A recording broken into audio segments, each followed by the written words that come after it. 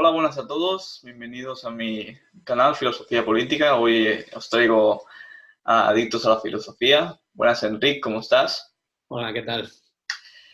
Y primero quería decirte, ¿cómo definirías a Enric? ¿Cómo dirías que es Enric en su día a día, sus hobbies, lo que se dedica actualmente, etcétera?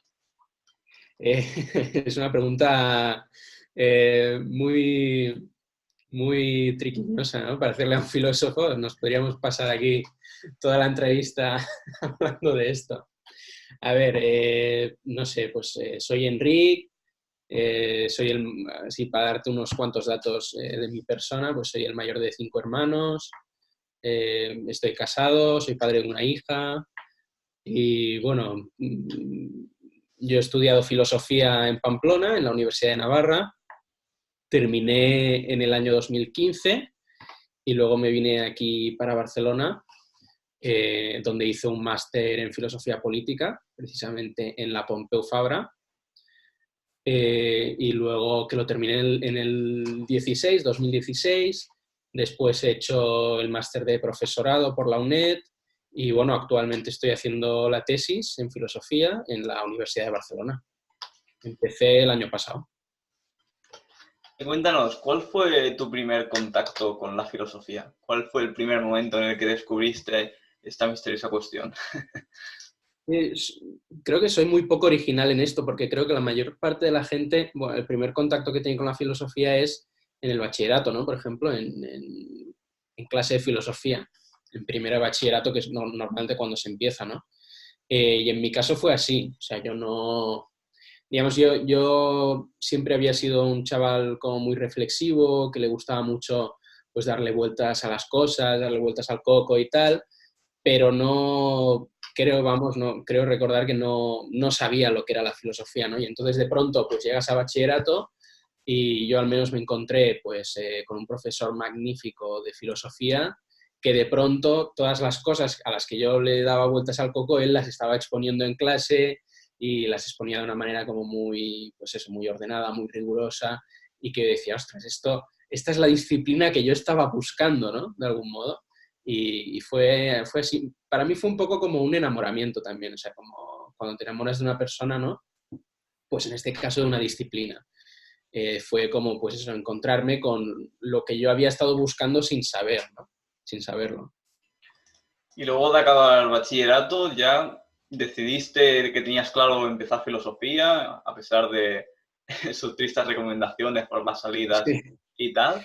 ¿O Esto, no, esto es divertido. Yo iba a estudiar bioquímica. De hecho, me llegué a matricular de bioquímica, porque yo hice el bachillerato científico, era bastante bueno en ciencias, se me daba bien, y todo el mundo me decía, o sea, aunque yo ya estaba, o sea, yo ya había desarrollado ese gusto por la filosofía y ese interés y esa intuición de que era realmente a lo que me quería dedicar, aún así como que todo el mundo me decía, bueno, quizás eso es tirar un poco tu vida por la borda, ¿no?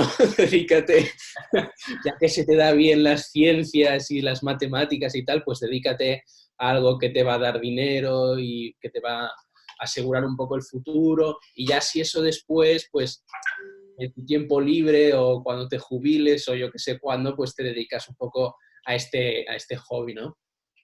Y digamos que yo un poco pues como que seguí con esto, ¿no? Y seguí con esta idea y como te he dicho, de hecho, llegué a matricularme de bioquímica. Lo que pasa es que en el verano, justo de terminar el instituto, terminar el bachillerato y, y ir a empezar la universidad, pues no sé, fue como que, de hecho hay una cosa divertida que es que todas las personas, porque cuando estás en ese momento de tu vida, todo el mundo te pregunta, bueno, ¿y qué vas a estudiar? ¿Y qué vas a hacer? ¿No?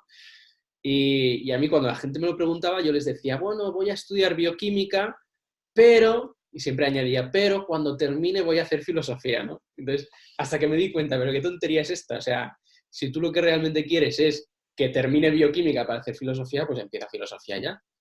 Y bueno, pues al final pues fue eso, fue darme cuenta de que realmente lo que quería hacer era eso, de que no valía la pena pasarme 4 años de mi vida, o 5, porque bioquímica me parece que era una carrera más larga, estudiando algo que en el fondo no quería estudiar, esperando a que terminara para estudiar lo que realmente quería, ¿no? Y tomé la decisión de cambiarme, me cambié y hasta hoy. No me arrepiento, vamos. Y al acabar la carrera, ¿fue justo cuando surgió el proyecto de tu canal o cómo fue? ¿Cómo surgió este planteamiento de hacer un canal de filosofía? Sí. O sea, yo, como te he dicho, terminé la carrera en el 2015 y entonces directamente empecé el máster en la Pompeu, porque mi idea era, digamos, empezar el doctorado ya. O sea, en este tipo de carreras, como que la idea es mucho que tú terminas el grado y entonces ya tienes que hacer el máster y el máster que sea para ya directamente entrar en el doctorado, ¿no? Como si no que pierdes un poco el tren, ¿no? Y que pierdes como un poco esta oportunidad y tal. Y entonces yo iba con esa idea. Lo que pasa es que eh, el tema que, y de hecho me llegué a matricular también del doctorado en la Pompeu, pero el tema que había escogido me interesaba mucho inicialmente, pero poco a poco fui perdiendo interés. No me acabé de entender tampoco con mi director. Y entonces estaba como en un momento como muy que no sabía qué hacer, ¿no? Y al mismo tiempo me había empezado como a surgir esta idea de tratar de hacer un proyecto de divulgación de la filosofía, ¿no? Yo por ese tiempo seguía mucho a un canal de YouTube que es Game Theory, no sé si lo conoces. Sí. Vale. Pues bueno, para los que no lo conozcan, es un canal como que hace teorías sobre videojuegos, ¿no? Pero como que mezcla ahí matemáticas, ciencia, de todo, ¿no? Por ejemplo, tiene un vídeo explicando que en el Assassin's Creed, cuando tú te tiras desde una almenara, pues él explica pues, que hay conciencia, hay datos y matemáticas y ecuaciones y tal que te morirías, ¿no? Algo que dices, bueno, ya me lo podía imaginar, pero está bien que te lo expliquen así divertido y tal, ¿no? Y yo lo veía, lo seguía muchísimo y empezó como a nacer en mí la idea de, ¿por qué no hacer algo parecido con filosofía, ¿no? ¿Por qué no hacer algo que también tenga así como mucho, un toque muy de humor, muy de entretenimiento, pero que al mismo tiempo utilice el entretenimiento como para colarte los temas filosóficos y las reflexiones filosóficas?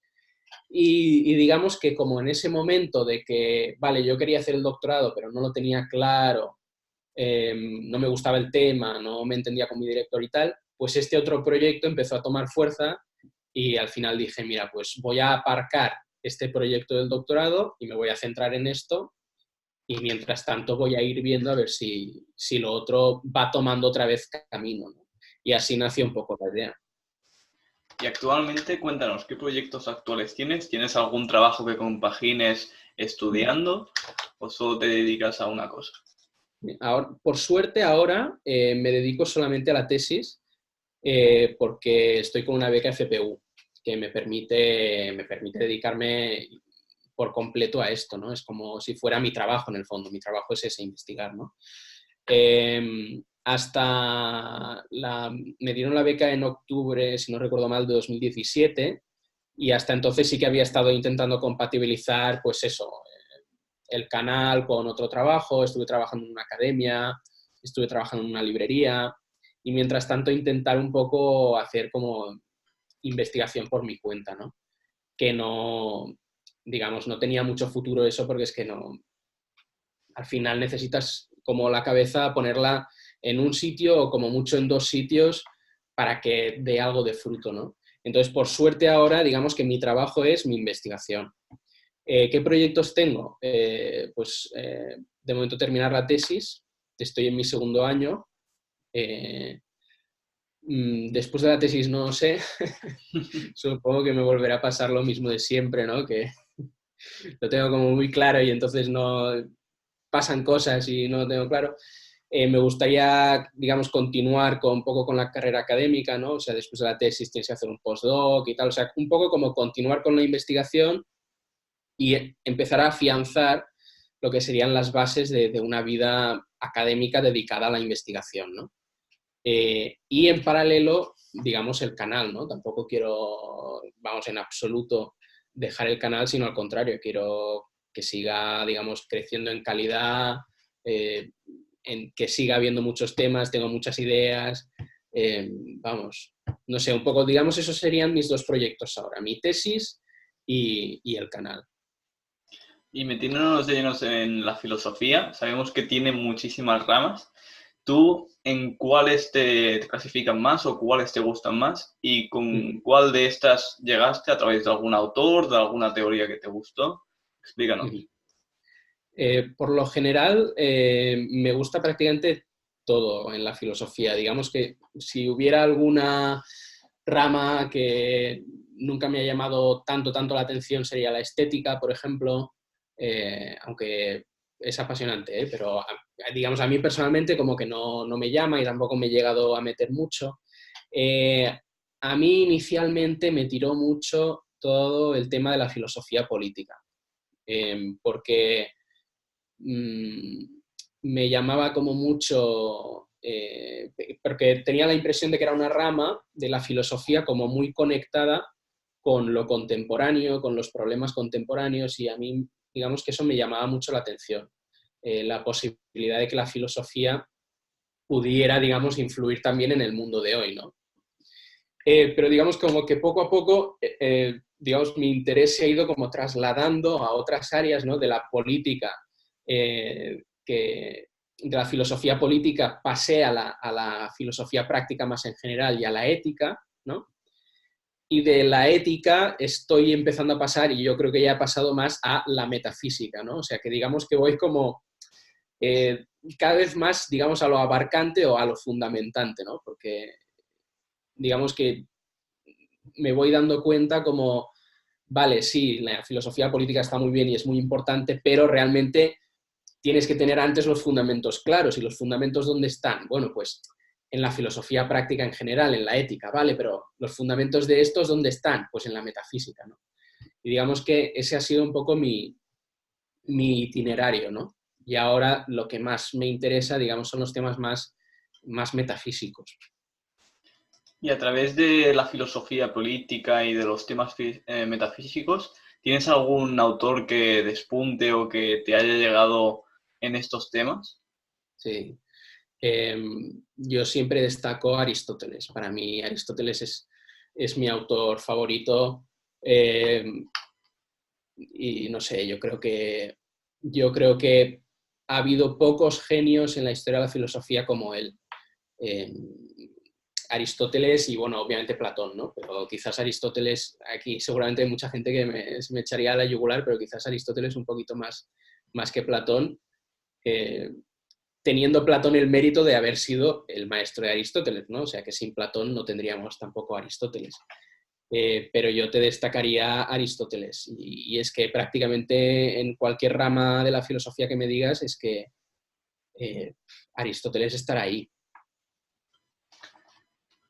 ¿Y cuál crees? O sea, sí que hemos visto muchos autores en la filosofía, pero siempre hay alguno que le dan más nombre o así. No sé si tienes alguno como, por así decirlo, que creas que está un poco sobrevalorado y alguno que no se hable tanto y que sea muy infravalorado. Sí. Sobrevalorado, aunque otra vez esto es meterse en terreno pantanoso, yo creo, mi impresión es que Hume, por ejemplo, está muy sobrevalorado. Se suele como citar a Hume, pues eso, el gran escéptico de la modernidad.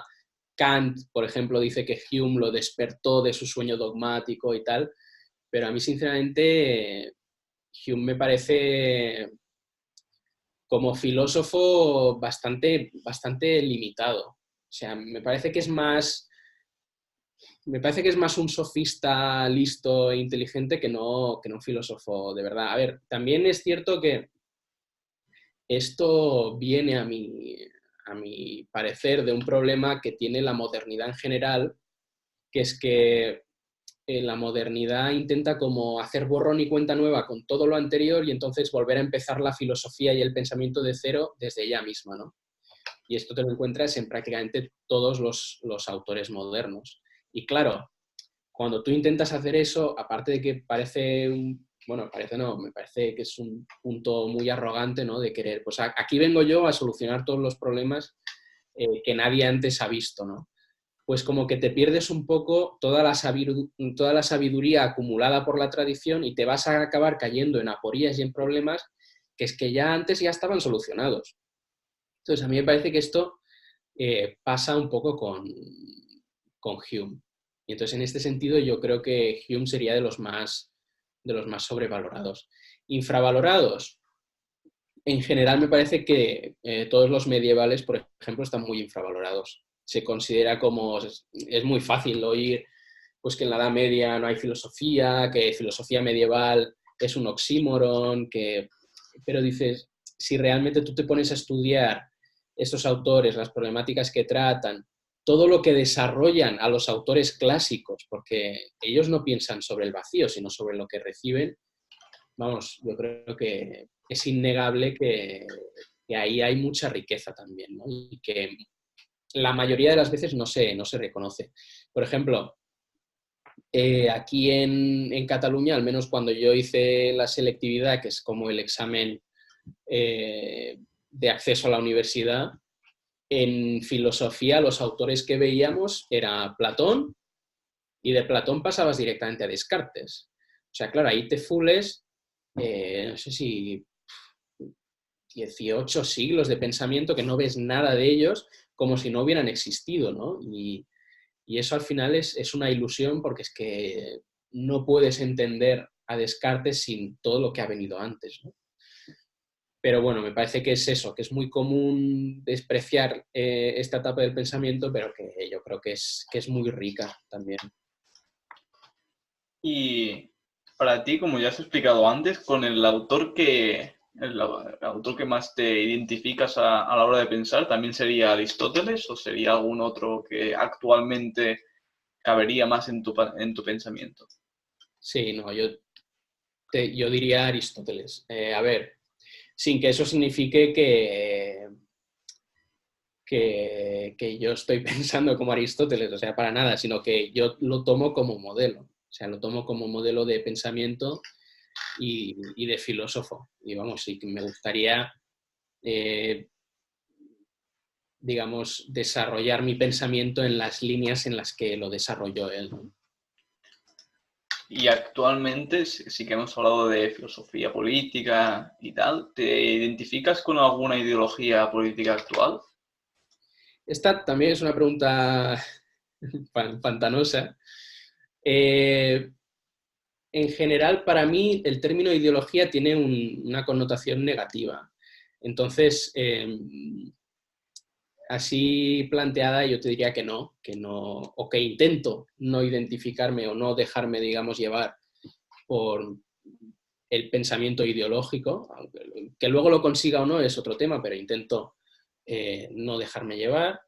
Eh, creo que, digamos, el modelo a seguir por lo que a la política se refiere es intentar evaluar las ideas en sí mismas, las medidas en sí mismas, y en tanto si son buenas o son malas, no en tanto si coinciden con este pensamiento ideológico o con este otro.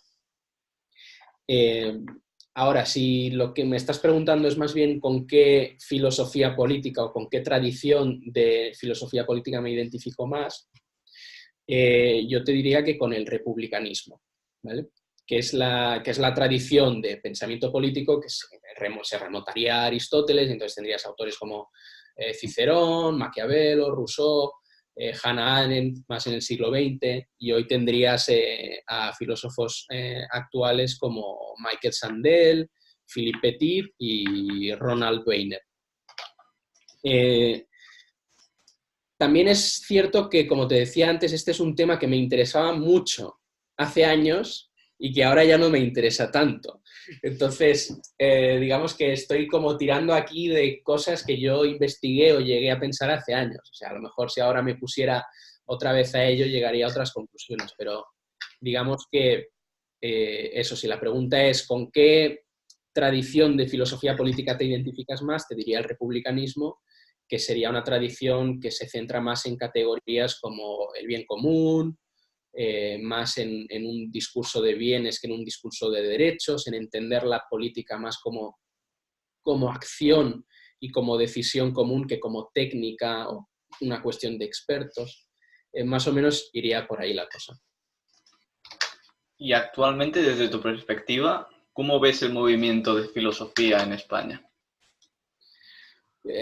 Es complejo. A ver, desde un punto de vista político, o sea, del interés que muestran los partidos políticos españoles por la filosofía, al menos la impresión que te llevas es muy mala. También es verdad que en general, en toda la historia, al poder político, por obvias razones, no le ha interesado demasiado fomentar el pensamiento crítico y la filosofía en general, ¿no? Pero, hombre, uno se esperaría quizás un poquito más, ¿no? A nivel de calle, de la gente normal y corriente, yo creo que depende y que te encuentras un poco con un poco de todo. Me parece que estamos como a veces que somos muy prisioneros de una especie de culto a la utilidad, ¿no? Que, de modo que si algo no sirve para X, entonces ya como que lo descartamos muy fácilmente, ¿no? O sea, lo típico que hemos escuchado, todas las personas que nos hemos dedicado a carreras más humanísticas o de filosofía, ¿no? ¿Y esto para qué sirve? ¿O esto para qué te va a servir en la vida, ¿no? Y es en plan, hombre, señor, señora, a lo mejor no todo tiene que servir para algo, ¿no? Sino que precisamente puede haber cosas que tengan un valor en sí mismo, ¿no? Y el conocimiento tendría que ser una de ellas. Pero me parece que también te vas a encontrar gente como que busca mucho, que tiene muchas preguntas, que busca respuestas, que no se queda satisfecha con lo que le han enseñado, con lo que escucha, sino que tiene como esa inquietud a la que la filosofía puede acompañar muy bien. Y entonces, para esta gente que a lo mejor no han conocido la filosofía o tienen como muchos prejuicios y tal, a la mínima que tienen un encuentro real con la filosofía, pues como que les despierta también este gusto, ¿no? Y bueno, yo creo que, no sé, en YouTube hay muchos que dedicados a la filosofía, con una comunidad muy agradecida, muy fiel y tal, y yo creo que eso es prueba de que interés hay, o sea, de que existe gente que se interesa por estos temas y de que le ve importancia. Yo, yo tengo una reflexión que hizo mi profesor de filosofía, que precisamente dijo que ahora mismo él cree, bueno, es una pequeña reflexión que dijo que cree que la psicología está como sustituyendo un poco la filosofía de como si fuese antes. ¿Tú tienes esta misma visión o tienes algo distinto?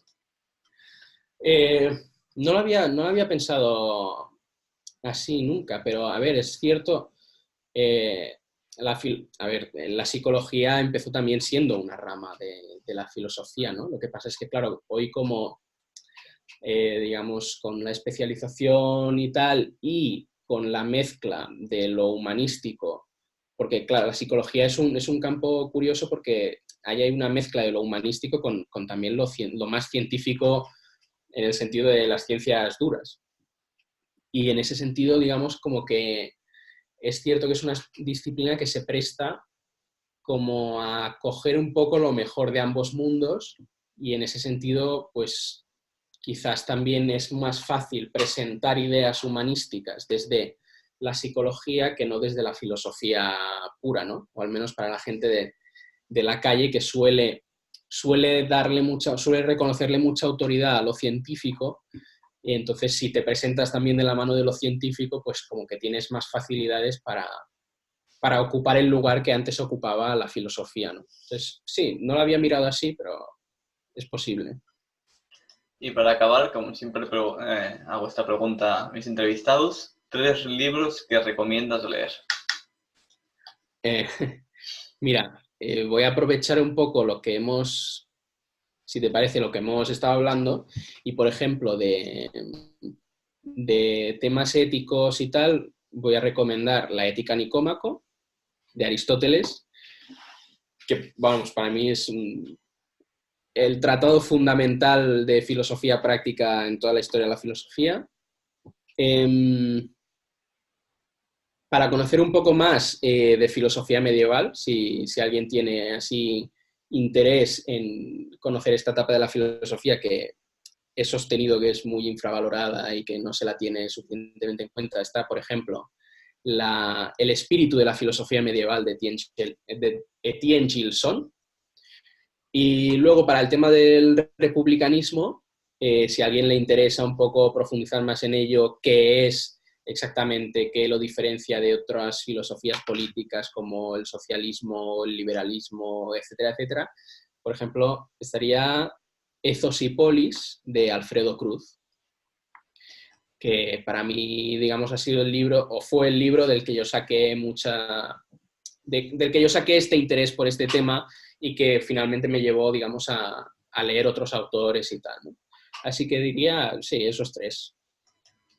Pues muchas gracias, Enric, por concederme esta entrevista. Tendréis sus redes sociales en la descripción y nos vemos en otro vídeo. Adiós, Enric, que vaya bien. Venga, chao.